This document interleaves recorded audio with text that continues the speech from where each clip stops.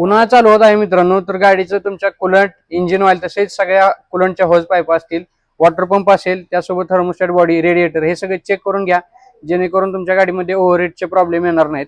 आज आपण Vitara Brezza diesel गाडीवरती काम करतोय.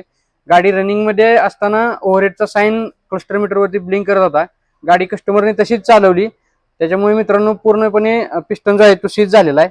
पिस्टन सोबत ज्या आपल्या सिलेंडर स्लीव वगैरे असतात ना, ते पूर्णपणे सीज झालेला आहे मित्रांनो.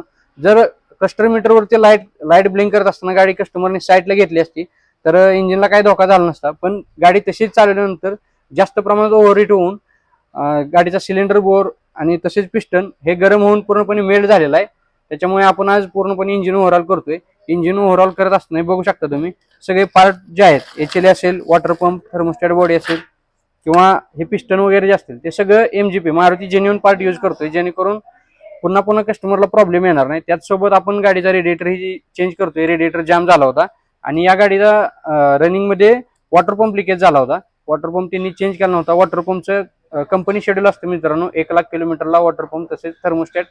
आणि तुमच्या गाडीला जर टायमिंग बेल्ट असेल तर टायमिंग बेल्ट किंवा चेन असेल तर चेन रिप्लेस करायचं, जेणेकरून तुमचं इंजिन मेंटेन राहील. तर टाइम टू टाइम शेड्यूलनुसार काम केलं तर एवढ्या मोठ्या प्रमाणात खर्च निघत नाही मित्रांनो. त्याचसोबत गाडीच्या कुलंट जर लिकेज असेल तर ते लिकेजचे प्रॉब्लेम सॉल्व्ह करून घ्या.